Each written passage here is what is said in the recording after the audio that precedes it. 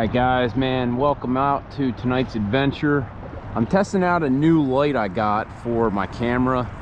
I've realized over the years doing these night videos that it's pretty brutal when it's pitch black and you can't even see. All it is pretty much a narration of me telling you what's happening. So I'm going to test out this new light that attaches to the GoPro, see if it makes a difference. Alright, enough about this light.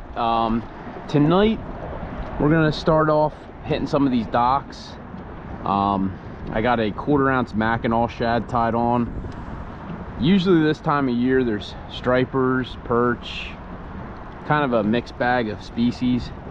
I'm not really sure how this is gonna go because it's pretty much low tide and where I'm fishing is super shallow, but we're gonna give it a shot. All right, so I'm gonna start on this dock right here. It's got the brightest light. I'm thinking I'm going to swing around. Tide's going this way. I'd like to work the bait with the tide. While we're drifting, I'll take a couple blind casts to that light or right outside the light. See if anything's on the outskirts.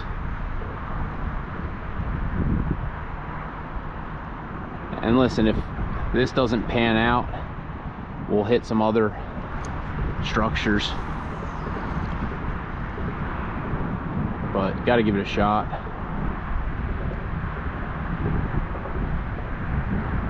That light's just way too juicy for there not to be any fish. There's a fish, I was gonna say. Ooh, drag set way loose. All right, so that's a good sign. A little striper maybe.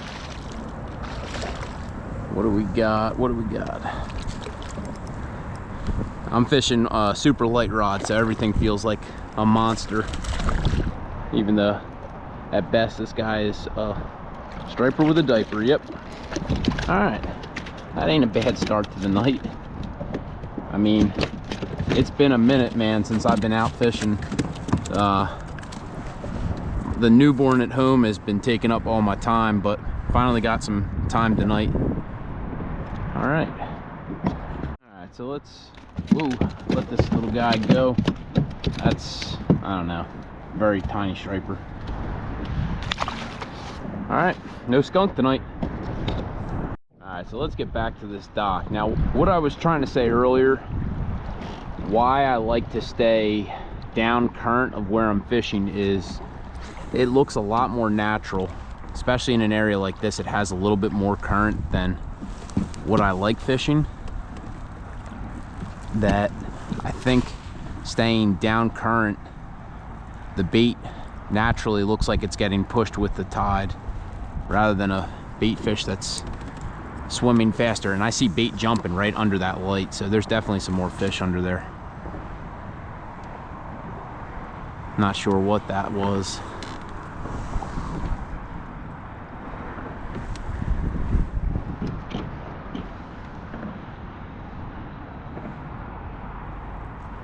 Ahead of it. Yeah, there we go. Start in the dark, work it through the light. Oh, there's a hit. That felt like a perch. That might be a perch. Oh, flounder. What the heck? Well,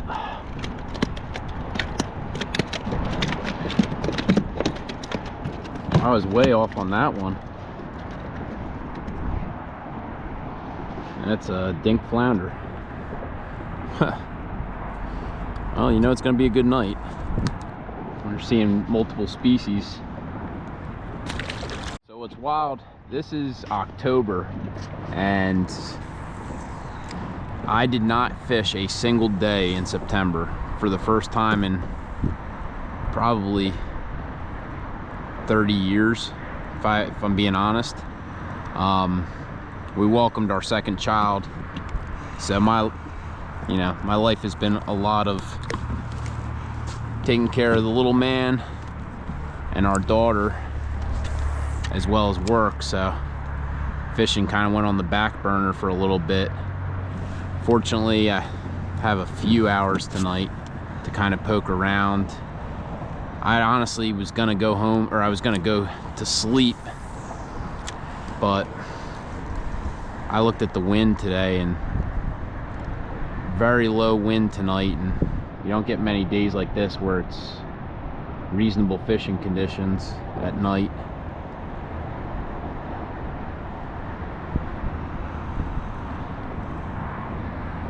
Try one out on the outskirts of this light.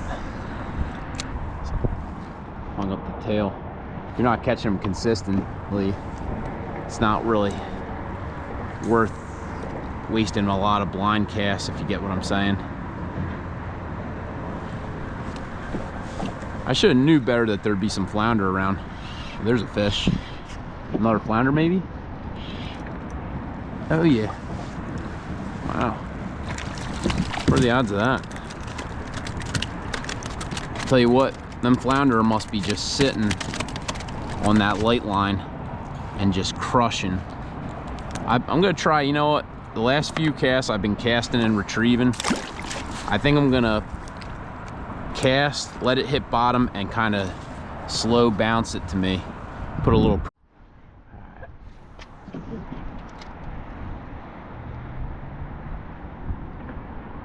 Oh, same little area. I'm getting short strikes. They probably, yeah, look, they almost pulled the plastic off. That, I'm guessing, has to be perch. You know what I mean? Typically, striper, flounder, they're not going to short strike like that, especially a lure that small.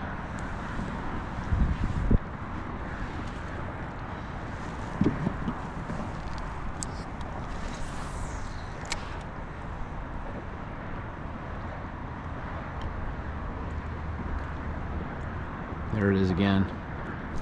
Yeah, it's got to be perch. Let me, you know what? Yeah, look at that. Let me test something out. We got the time. So out of curiosity, I'm gonna switch it up a little bit. I have a 3.5 gram crappie jig, and I'm going to throw on a Bobby Garland baby shad. Kind of looks very similar in profile to the bait fish that I'm seeing. A lot of silver sides, bay anchovies, the occasional mama chug. And you know what? We'll give it a shot. If it doesn't pan out, we'll go back to the Mackinaw shad. I have a few other rods rigged up in the back, but this color with the gold fleck is it kind of, you know, as close as you can get to what I'm seeing them feeding on. Alright, so we're gonna give this Mr. Crappie jig a shot. I have very high hopes that that profile might get it done. Although that cast I just sent was abysmal. I was pretty far off the light line. And I think these fish are sitting a little tighter to the light. Let me recast that. There we go. That should be closer to where we're getting those hits.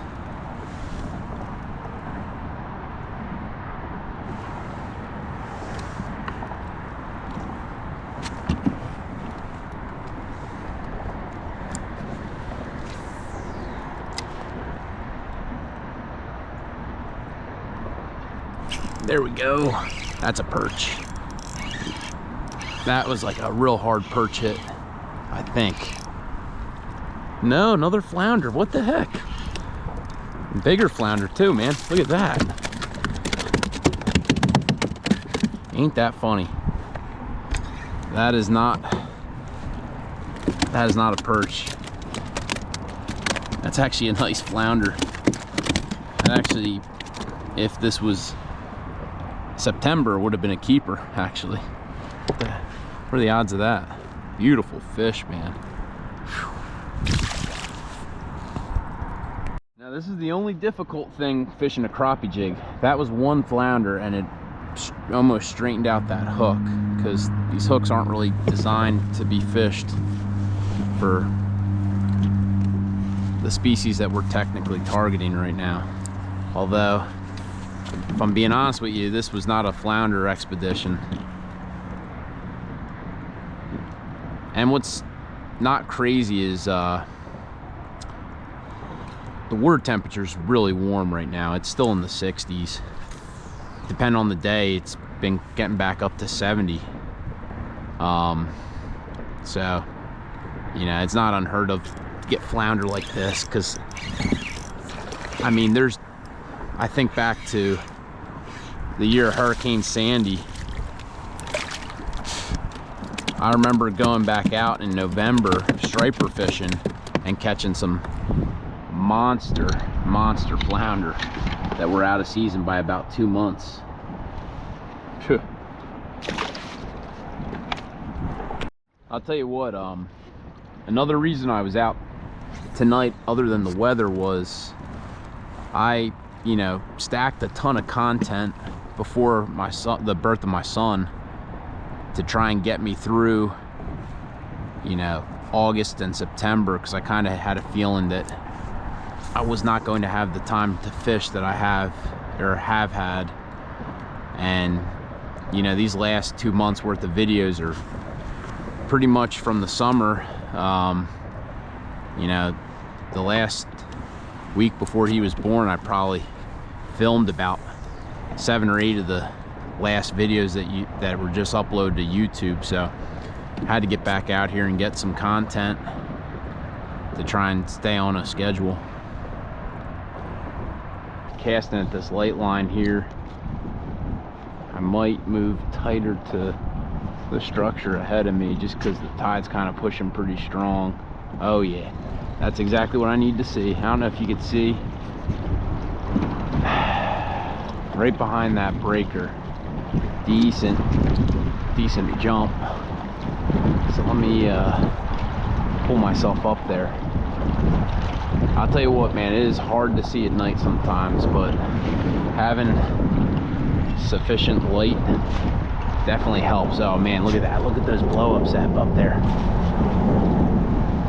Let's see, can't we get one?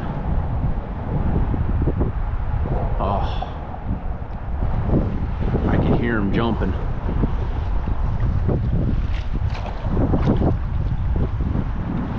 Try and get it a little bit further up. It's right on the edge of that light line is where I keep hearing these jumps.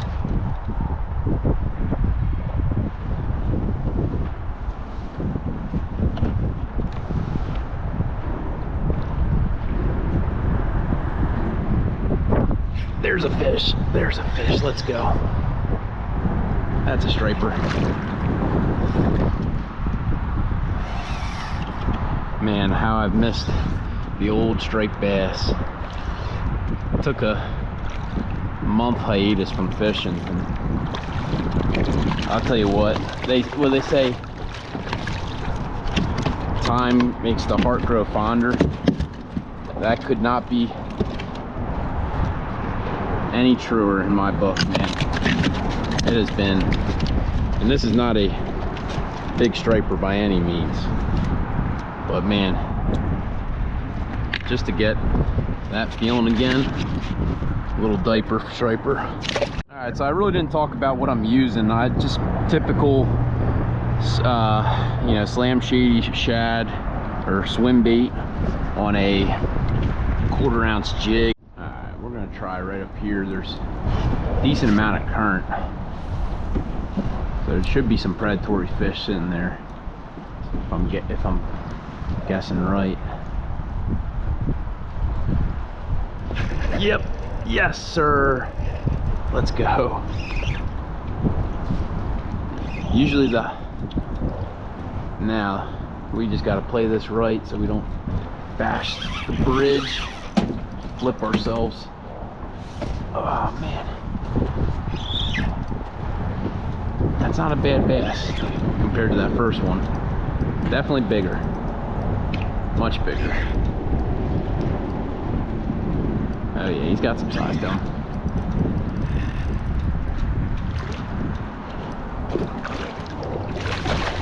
right, we're going in the right direction. Not a monster bass, but definitely an upgrade from that little dink we had earlier. Swing them in. Trying to get myself out of this little area for a sec. That's the biggest thing at night, especially if you're fishing by yourself like I am. And I have not seen a soul out here. And luckily, it's so early in the season that the water temp's still really warm, so if I were to flip, it wouldn't be a catastrophic lose some tackle, some rods, but always got to be smart about choices you make at night, especially when you're by yourself.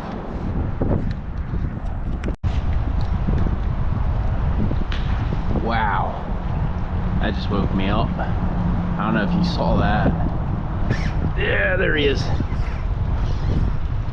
I was starting to fall asleep, not gonna lie. It's like way past my bedtime, and as soon as I get home I gotta get a shower, and then I'm on baby duty middle of the night, so I gotta make these fish count. Man.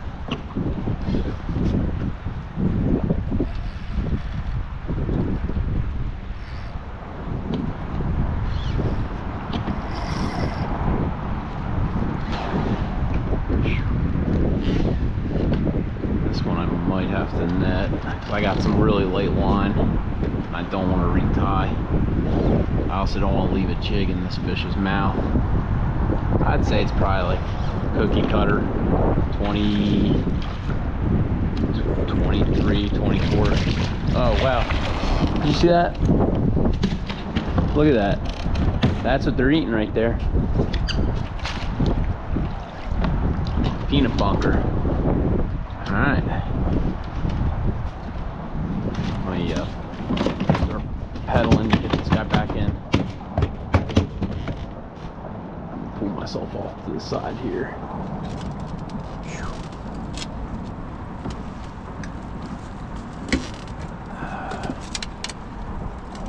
There we go. Just hold on for just a sec. Get myself situated. Get this guy. He absolutely crushed that lure. Look at that. That's, at least it's in the roof of his mouth, so it's not going to do any damage. Nice little bass. There he goes. And I don't know what happened to that peanut bunker, but oh, he's still in the net. That just shows you. And if you came out here with live peanuts, you'd probably crush, but I feel like you'd do just about the same using soft plastics, and it's much more rewarding in my opinion. Alright, so while I'm out here, I'm going to try some different profiles and colors. I just switched over to a olive Mackinaw shad. Everything up until this point has been white or silver. Now we're kind of fishing a more natural color. That was a terrible cast.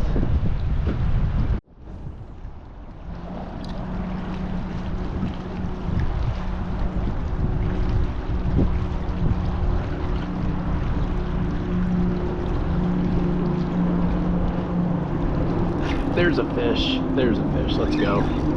So the color changed. Turn the tide for us. So it's probably been about a good 15 minutes since we've had a fish, and go figure, my headlamp just died, so video might have gotten a little bit darker. Okay, so interesting. Pedal forward. Another little cookie cutter. I'm gonna just troll back. I'm gonna head back. It's getting pretty much close to my limit for being out here, but you know, never know, you could pick a fish up or two on your way back. It's just kind of an interesting wind and tide right now, so I'm kind of sheared towards the wind. Well, had a feeling we'd pick something up on the troll.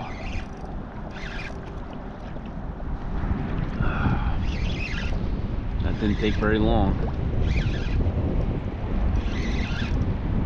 I mean, it is an effective way to catch them. If this is all you would do to catch them in general, I feel like it'd be really boring. But that's just my opinion, you know. Some people find trolling relaxing and enjoyable. I just look at it as a method to possibly pick up a couple more fish, especially if you're traveling a decent distance, because I'm probably covering, I don't know, 1.5 miles total while I troll.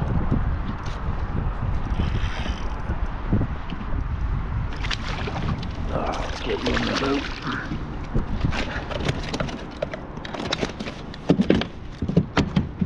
Make sure, okay, make sure there's nothing behind me. Just had a boat fly by me, man, fly. Like, I never understood the people that drive as fast as humanly possible at night, no lights. I mean, look at this. I don't even know if you get to see this boat that's flying across the bay right where, like, off the nose. They don't even look like they have a running light.